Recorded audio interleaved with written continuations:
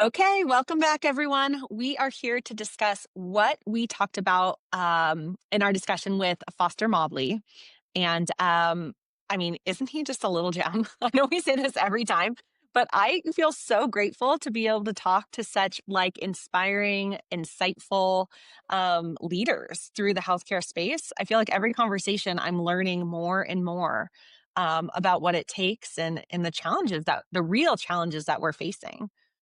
Yeah, I think he brings a fresh look. Like even the book that he wrote is called Leadership. Like I love it. He kind of like a little bit makes fun of this like very serious mentality of like that leadership has to be up here and then everybody else is down here. And I think he kind of brings a realness to leadership. One of the first things that he said, and I think, where do most leaders get it wrong? Is he's like, get rid of the BS. Like, everybody has a super high BS meter right now. Get rid of the BS. Like, get authentic, be transparent, be human, human connectedness, like all of those things. And when I look back at even leaders in my own life, those were the leaders that like really did big things. And it's Yeah. because they like literally cut through the noise, they cut through the BS, and they just got right to the meat of the matter. These leaders that I had that were just posturing, and you could see like all of the maneuvering that was happening in these meetings, and nobody wanted to say the thing. And there's like this big pink elephant in the room. Those were the teams that I felt like we were just spinning our wheels because Yeah. everybody was spending their time posturing versus like just getting to the meat of the problem. And so I feel like he takes a very startup mentality into these huge organizations like Deloitte and says, Yeah. stop posturing, stop with the BS, like get to the meat of the matter, get to the connectedness. And like that's one of the points that he made right off the bat that I think a lot of leaders miss out on.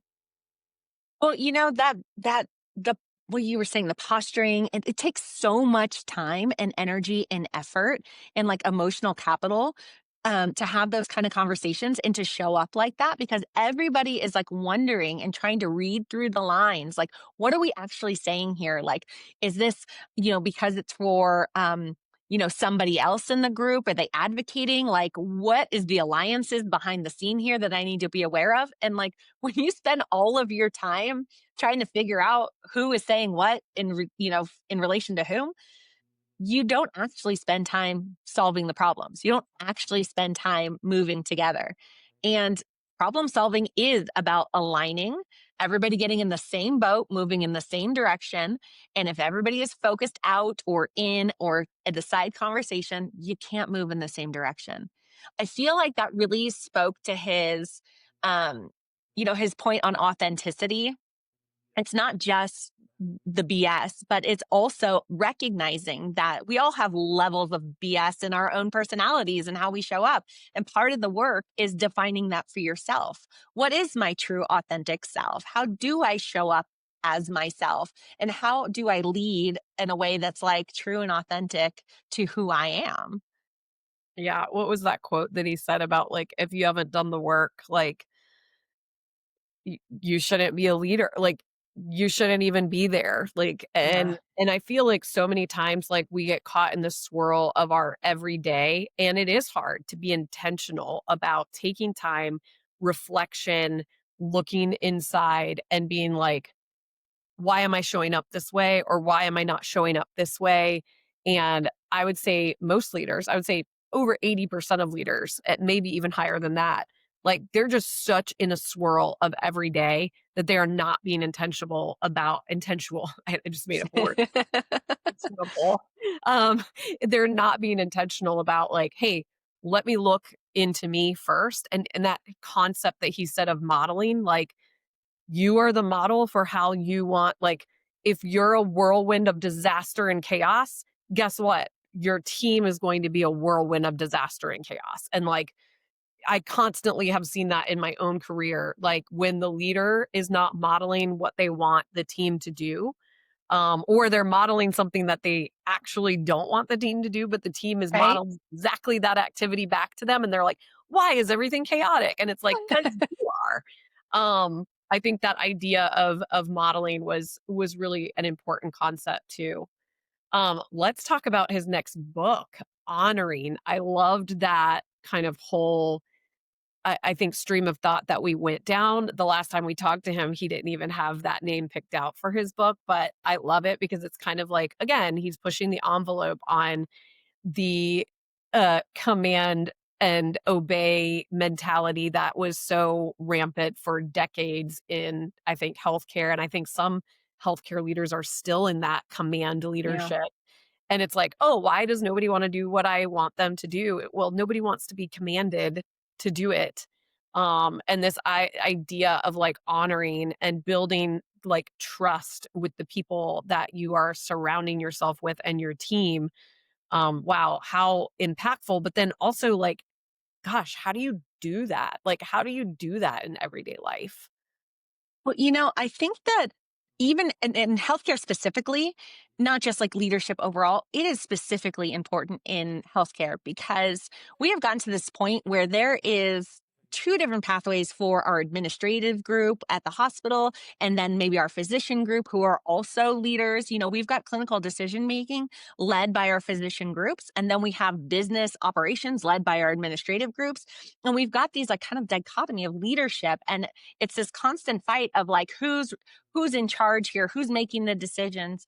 And in improvement we always say everybody is on an even playing field, meaning that you come with honor and respect for what that person brings to the process and to the patient care, and everybody's got a different role in that, but it's about honoring and respecting the level of authority and the level of knowledge that each one of these professionals have. These are not like low level workers. These are highly educated, skillful workers who have a ton of responsibility over the safety and care of patients. And if you don't respect that and you don't honor that in the conversations that you're having and the way that you organize yourselves and the responsibilities that you're deciding and defining, um, you get to this place that we see now where we have all these adversarial relationships because there's this like competition for who's in charge.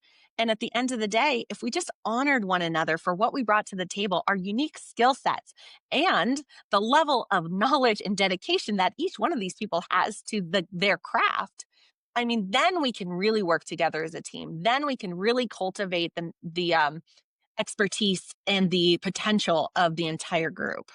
Yeah.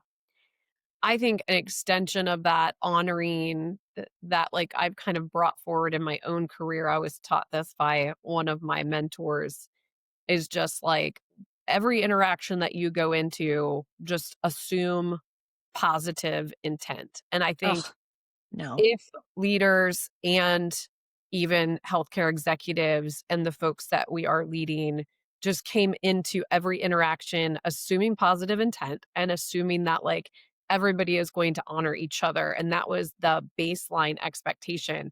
I think the problem that we have right now in healthcare is that we have deteriorated the trust so much, Mm, administration and operators and clinicians, that like nobody comes into that room assuming positive intent and no.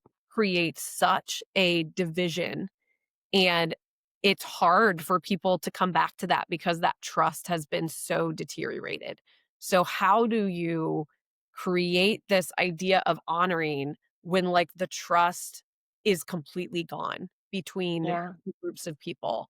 And so I think there's a rebuilding of trust that has to happen even before honoring can occur again, or we just need leaders that come in fresh and are starting with a sense of honor and assuming positive intent and kind of breaking down these silos that we've created. It was like that story of the physician friend of mine that was like in the prime of his career as a surgeon and is like, I just want to walk away. I'm so burned out. I can't deal with administration. I can't deal with the Yeah. burden. I can't deal with insurance telling me how to take care of a patient. He's like, "I'm so far away from patient care and why I did all of this that, like, I just wanna leave." And it's like, think of all that time and investment and training and, like, the sleepless nights and the residency and, like, everything that this man went through to get to where he is, to be in the prime of his career, and we have pushed him so hard and created such division that, like, he just wants to walk away from it all. I think so many healthcare workers are feeling that right now. There is a mass exodus. People are looking for other jobs, even when this is their calling, even when patient care is all they've ever done. But to bring it back full circle, I think that, in order to change the culture of an organization, it starts with the leader. It starts with the leaders showing up as our authentic selves, creating true partnerships with the other leaders in the organization to say, no more. We are not adversarial anymore. We are now going to be partners. We're going to do this together, and creating a new dynamic at the leadership level will change the way that the rest of the organization functions. So, if we can show up being our true, authentic selves with good intent, honor those around us, our patients will be the ones who reap the benefits. Yeah. Um, okay, here's the real. Have you ever felt honored by a leader? Mm. You know, because that's the dynamic that we teach and practice within our program, my partner now, who was my mentor and boss for a long time, Dr. David Larson, as an expert at this type of leadership, I feel like he really like walks the walk. And I feel like I have grown in that space. And like we were saying, you've got to demonstrate, you've got to show people what it's like. You got to be that every day. And he has really set the tone for our group to grow and develop over the past decade to this is what we do as a group. And this is what we train our teams that come participate with us to show up authentically, and to honor one another. I mean, we get to work with you guys at Inflow Health through the program. And one of the main points is that our software and our vendors are part of the team, and we need to honor them for the expertise that they have and take responsibility for the things that we need to do in order for all of us to work together and that technology to really be integrated and optimized. I think you guys actually do that very well with your clients and showing up in this program. Thank you. We do try very hard. I think that by nature of being in AI today, like, you have to be very transparent about what technology can do and what technology cannot do. People's BS meters are very high here, especially in healthcare where there's been big time failures of AI and technologies, and they have not helped the clinician. They have hurt the clinician in a way. And so we try to be very transparent, clear, try to honor the fact that these folks are on the front lines taking care of patients, and it is our job to make their lives easier with technology and be a safety net to make sure that the patients are not harmed, but helped under their current health Yeah. system. So, like, we are very our client success team, like, all throughout our org, we are very much in tune to transparency, and it does. It starts from the top. Like, I'm very transparent with our team. Like, here's where we are. Here's what we're trying to achieve. Here's our struggles. Here's our challenges. Let's come together as a team and drive to the next level of excellence, for our clients. So I appreciate you saying that. It takes a lot of hard work every single day to maintain that culture.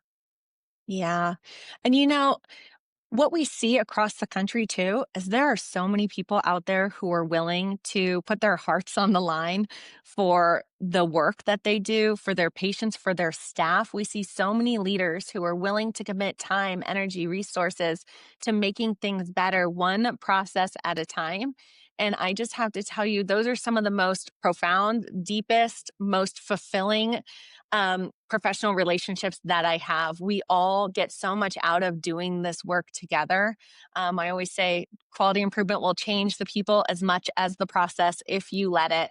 And it is just such a joy to be able to do that, to show up authentically, and to be able to create a community of people who are committed to doing that as well. There's a lot of them in healthcare. I cannot wait to share their stories here. Agreed. Should we text Foster and tell him we're going to come out to his fly fishing ranch and Learn how to fly fish with him? Yeah, but who's gonna warn the fish? I mean, honestly, Warn the guides. I fear for them. More in my story, like, who's gonna warn the guides and the fish? You're like, yeah, they well, thanks, Candace. This was fun as always, and thanks for your expertise, and I honor you, I honor you my every friend. day.